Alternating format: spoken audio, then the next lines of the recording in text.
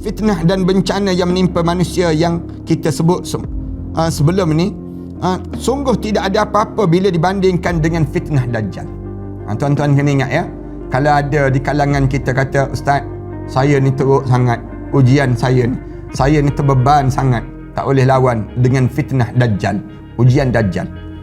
Kalau ada orang kata saya terbeban, saya sakit sungguh dengan ujian ni, sakit hati saya ni, tak boleh terima dengan ujian sebegini. Ada orang yang sebut demikian. Saya tengok dalam TikTok ramai yang hantar mesej, yang tulis dalam Instagram, yang tulis pada saya dalam Facebook, yang hantar mesej pada saya macam-macam gaya. Ustaz, macam mana nak lalui dengan ujian ini Ustaz? Hati saya remuk, macam-macam gaya disebut. Saya nak jawab, tak boleh lawan dengan ujian Dajjal. Ujian Dajjal yang kena pada kalian nanti, siapa yang kena dengan ujian Dajjal, maka itulah seberat-beratnya.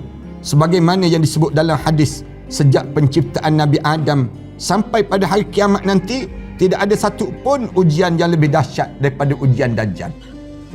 Rasulullah sallallahu alaihi wasallam sebut demikian. Rasulullah sebut tu, tak ada lagi ujian yang lebih berat daripada atas dunia ni. Namalah ujian apa? Ujian kematian ayah, ujian kematian pasangan hidup, ujian kematian anak-anak, ujian kesakitan dengan kena COVID dan sebagainya. Ujian apa pun dalam hidup tak boleh lawan dengan ujian kena Dajjal.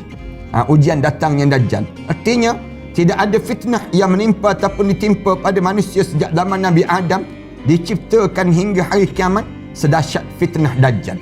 Tak ada lagi sedahsyat kena fitnah Dajjal. Siapa yang kena fitnah Dajjal, kerana besarnya fitnah Dajjal, sampai Rasulullah telah memberitahukan keadaan itu pada kita. Rasulullah sallallahu alaihi wasallam sendiri diajar dalam hidup kita ni, min fitnatid Dajjal. Rasulullah ajar supaya kita ni, Rasulullah sallallahu alaihi wasallam minta supaya kita berlindung daripada fitnah hidup dan mati, dan juga fitnah Masihud Dajjal yang akan datang nanti, yang disebut dengan Dajjal yang akan datang, yang menyebabkan di waktu tersebut manusia tak tertanggung dengan ujian yang kena dengan fitnah ini. Anas radhiyallahu anhu berkata, Rasulullah sallallahu alaihi wasallam bersabda, tidak ada satu nabi pun yang diutus kecuali telah mengingatkan umat daripada seorang pendusta. Semua nabi-nabi yang kalau sekiranya dia dalam keadaan yang diutus oleh Allah Subhanahu Wa Taala, dia akan ingat seorang pendusta ni. Satu pendusta ni, ketahuilah bahawa matanya buta sebelah. Dajjal ni, bila kita jumpa dengan dia tu, tengok mata dia buta sebelah. Tanda-tanda Dajjal ini.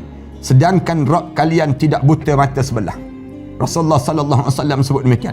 Semua nabi-nabi ni bila datang ke atas muka bumi, dia akan sebut bahaya Dajjal. Dia kata, sehingga kan kalau nak tahu Dajjal ni, dia ni buta mata sebelah. Buta mata dia sebelah. Dan Allah tak buta mata.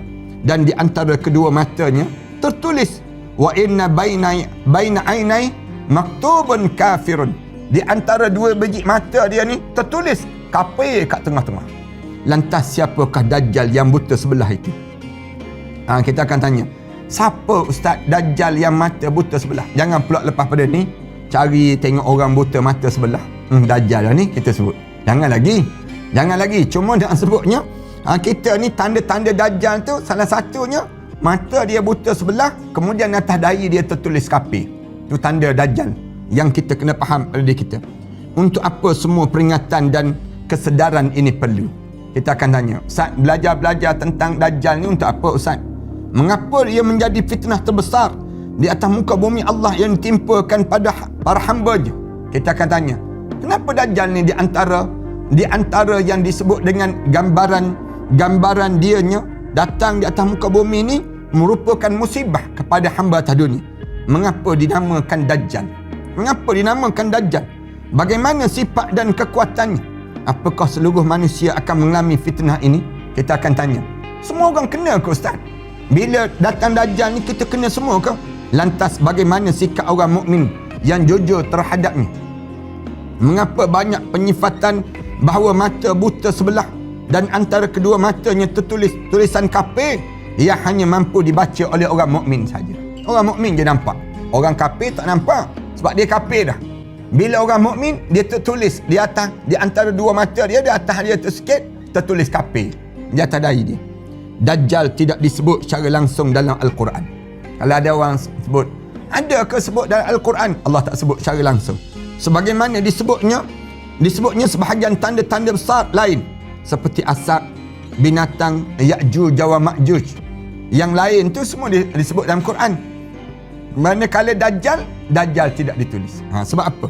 Namun ada satu ayat Quran yang menyebut tentang beberapa tanda kiamat yang datang sebelum hari kiamat, iaitu tanda-tanda besar kiamat. Tanda-tanda besar kiamat. Dari tanda-tanda besar tersebut, kita mampu menganggap salah satunya adalah Dajjal. Mengapa tak disebut? Orang tanya, kenapa tidak disebut dalam Quran? Jawabnya, huraiannya datang daripada hadis Nabi Muhammad sallallahu alaihi wasallam. Ini Allah nak naikkan kedudukan lepas pada Al-Quran, hadis Rasulullah sallallahu alaihi wasallam. Lepas tu jangan beriman dengan Quran je, tinggal hadis Rasulullah, jangan. Tapi kita diajar supaya beriman dengan Al-Quran dan beriman dengan hadis yang dibawa oleh Rasulullah sallallahu alaihi wasallam.